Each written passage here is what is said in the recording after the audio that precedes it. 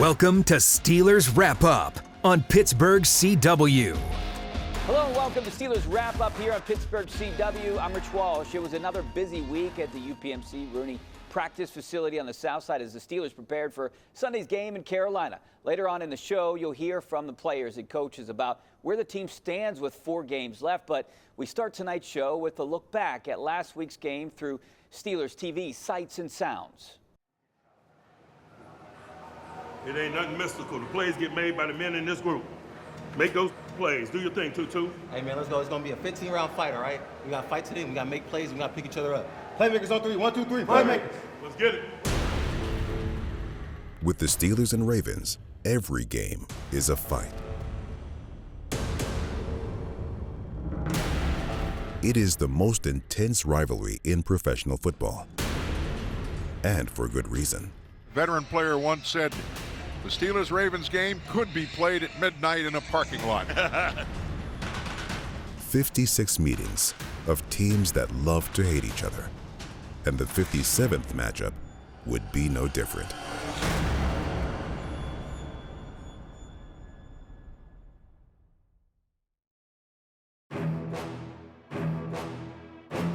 Behind a backup quarterback, Baltimore wanted to take control of the game early.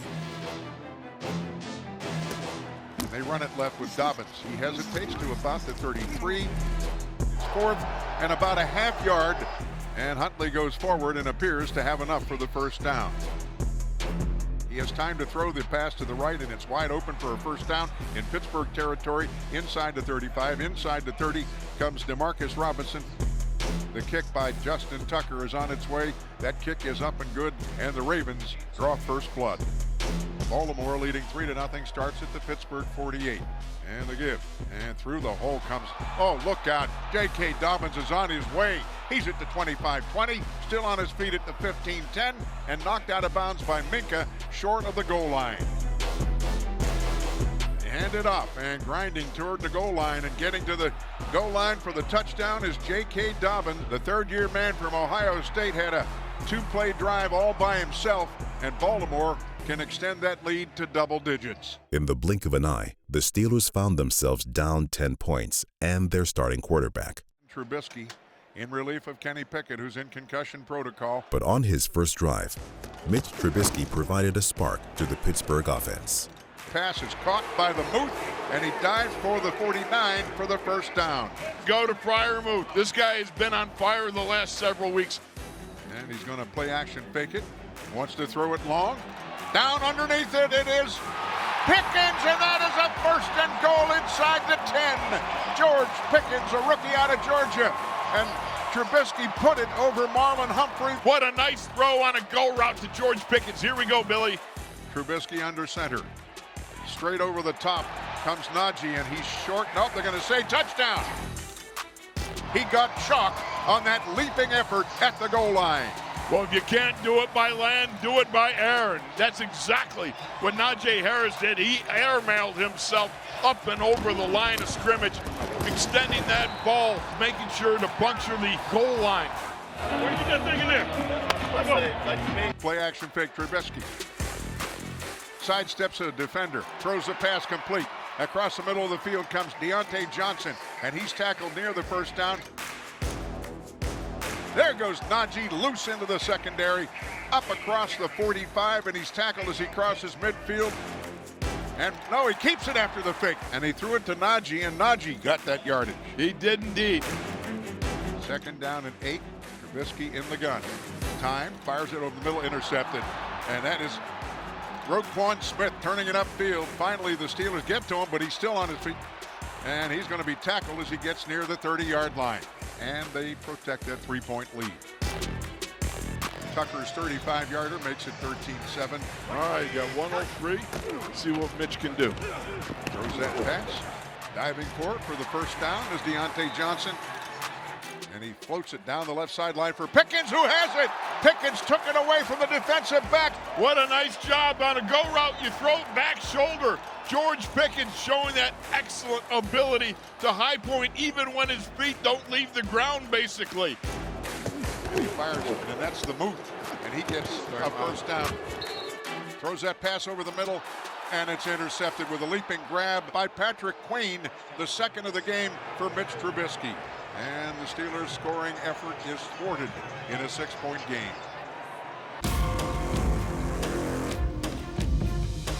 Pocket collapses. He's going to be hit. He's going to be sacked. And he's dragged down by T.J. Watt at the 12-yard line. And for Watt, that is his 2.5 sack of the year, but his presence is always felt.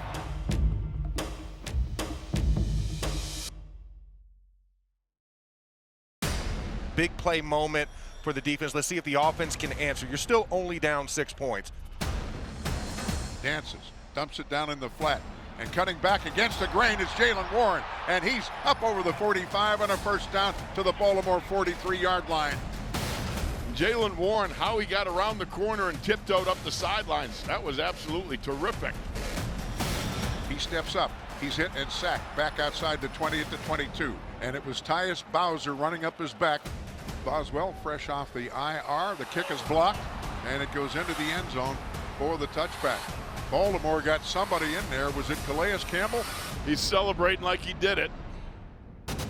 The block propelled the Ravens on a drive that would eat up most of the fourth quarter. Ricard with the first down. Pass is going to be complete, and that's a first down. They hand it off. Dobbins cuts it back, finds a gap. It is inside the 35 and a first down. The kick by Tucker is good. Baltimore 16, Pittsburgh 7. Well, that was draining, guys. For the offense, you're going to need some of that magic here if you want to get back in this ball game. Back is Mitch with a shotgun snap. Throws it down the left sideline, trying to get to it. And getting it is Diontae Johnson for the big gainer across midfield down to 38-yard line. Great throw on a go route in between 3 Ravens. I mean, you got a whole collection of flies over there. They encircled Diontae, and Diontae, what a perfect throw by Mitch Trubisky to drop it in there. Trubisky in the gun. Now they have a trio out there to the right. He looks back, looks right, fires it over the middle. Touchdown! Pat Fairmouth from 10 yards out. He beat Kyle Hamilton. Oh, the Moose is loose on an in route. I got to tell you, that window was so small, Billy. He just drilled that ball in, or did the Trubisky. He put that baby right on the spot. Now we got a ball game. Now the Steelers, with 2.5 minutes left, have to figure out how to get the ball back. Keep hope alive here, baby. Let's go. 3rd and 3, Baltimore at their own 28. And they hand it off, and they get the first down. Cutting it up behind the jet man off the right side is Gus Edwards. And that puts a dagger into the Steeler hopes. Baltimore comes in, pulls off the upset. Pittsburgh Steelers, 2-game win streak goes by the boards. So turnovers obviously doomed the Steelers on Sunday. They no doubt spent this week focusing on ball security.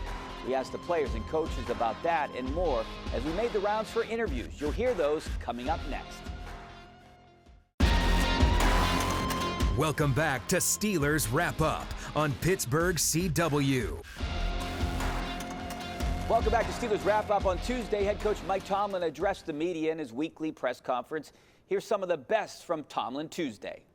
No, it's football. You know, the ball snaps, you kick butt or you get your butt kicked.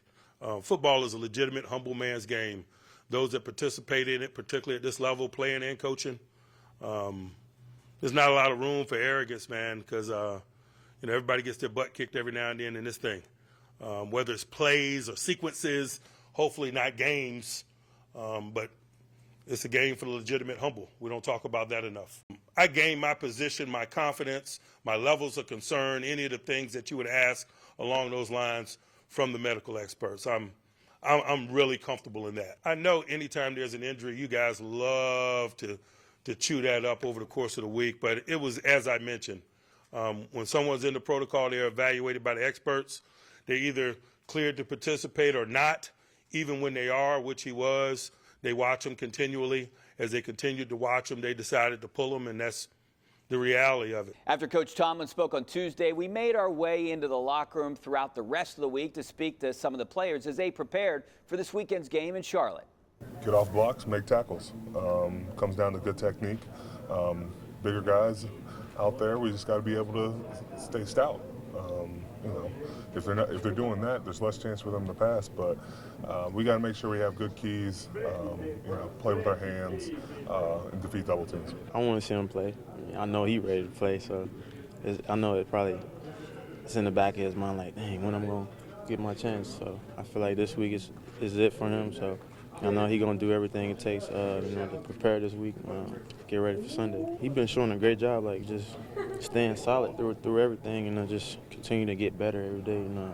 You've seen that practice. He's locked in, making those throws continuously, showing that he knows what he's doing, making the right throws here and there, just getting everybody lined up right. And I like that. So things aren't looking great on the standings front. Both the Steelers and Browns are at 5-8, while the Ravens and Bengals also have identical records. If you're looking for a silver lining, the Steelers do still have a chance to finish with a winning record if they win out. Coming up, Mara Hodge joins us with his weekly Playbook segment to break down the Steelers' improvement in the running game. Welcome back to Steelers Wrap Up on Pittsburgh CW. Welcome back to Steelers Wrap Up. I'm Rich Walsh. Last week against the Ravens, the Steelers struggled to establish a running game, but overall this year, that aspect of their offense has gotten much better. In this week's Playbook, Mara Hodge shows us exactly how that's happened. Hi everyone, welcome into the Factorback Studios for the Acrisure Playbook. This week, we're gonna talk about playoffs. That's right, playoffs. We even got the fans out there talking about playoffs. Listen, here's about playoffs. Every team that's gonna go to the playoffs is doing one thing really well. They're winning in the trenches, they're controlling the line of scrimmage, especially on offense, because that's where we're gonna focus today.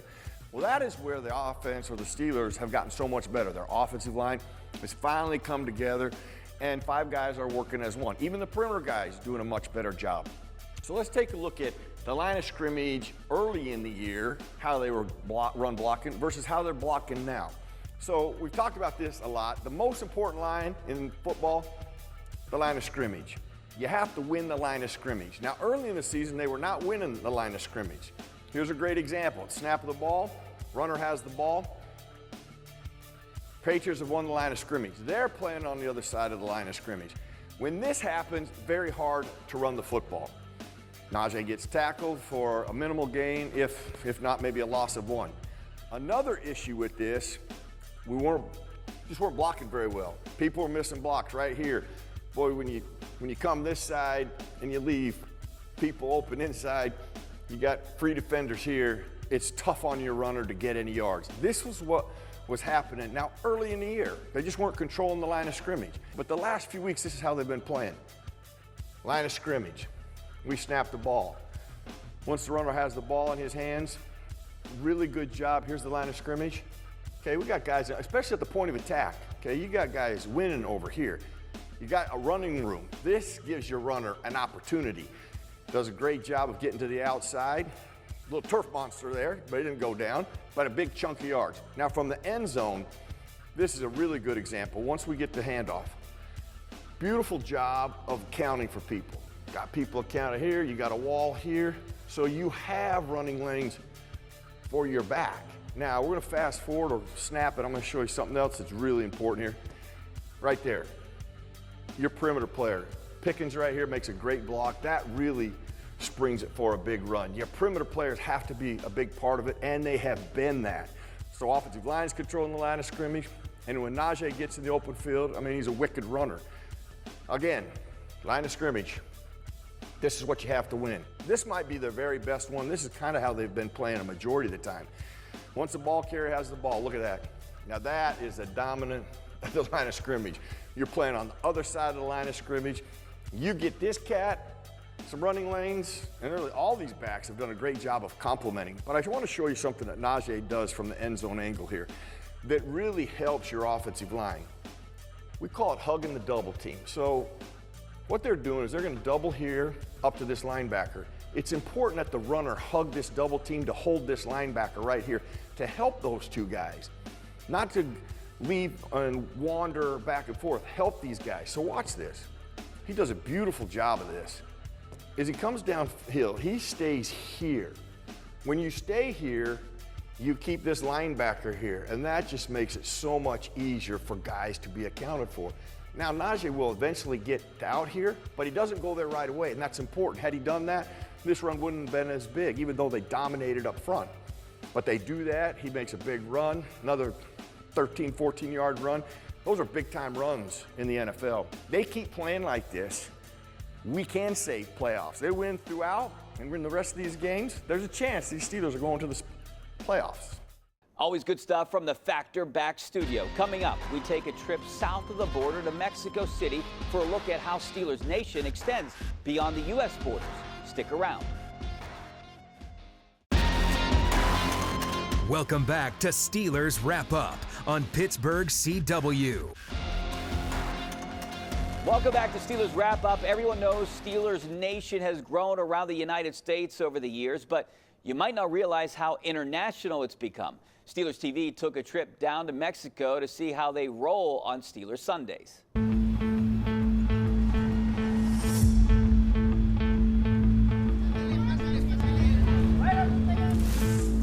Es una larga historia, la verdad es que todo comienza por un muñequillo que me obsequian, que trae los colores, es un muñeco de los años 70 y de ahí parte mi pasión por los colores. Dice mi madre que nunca lo solté. Yo tenía amigos, ¿no?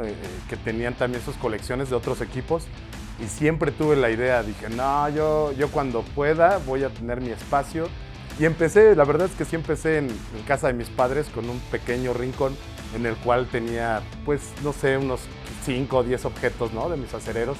Aparte de que ya empezaban a llegar también los productos de la NFL y tenía mi jersey, ¿no? Ya traer el jersey era wow, ¿no? ¿Dónde lo conseguiste? Era complicado, pero al final de cuentas cuando se tiene, me sentía diferente. Tuve la fortuna de conocer una persona que se dedicaba a hacer viajes, ¿no? Muy seguido. Me decía que por qué no iba. Cuando me explica él cómo es que se podía hacer juntando el dinero durante mucho tiempo, que se podían conseguir los boletos con anticipación, es como lo hago y ahí es donde me enamoro todavía más.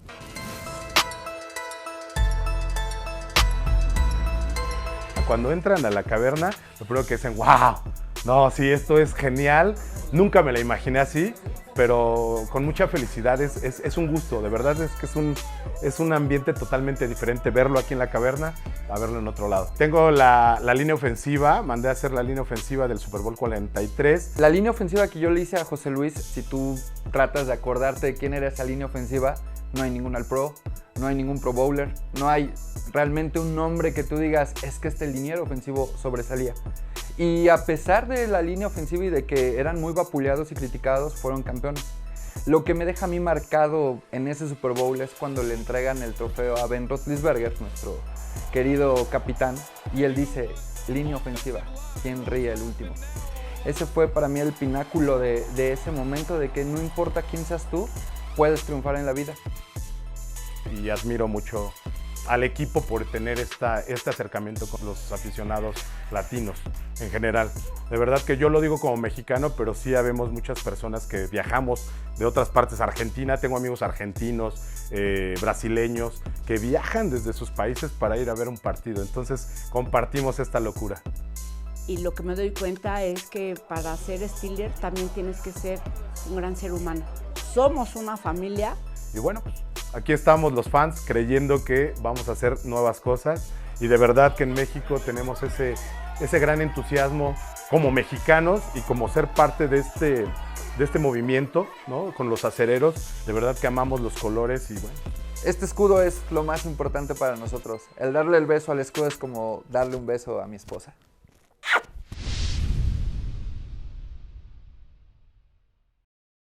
Our thanks once again to Steelers TV for that segment. We're almost out of time here on Wrap Up.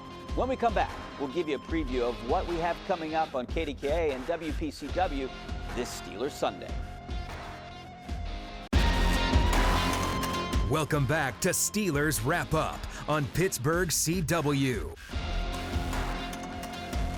Welcome back. We're almost wrapped up here on Steelers Wrap Up. Before we leave you, we wanted to make sure you knew what we had planned for this Sunday on KDKA. We start off with Steelers kickoff on Sunday at 11:30 in the morning, followed by the NFL Today from CBS. Then it's the Steelers and Panthers at 1 o'clock.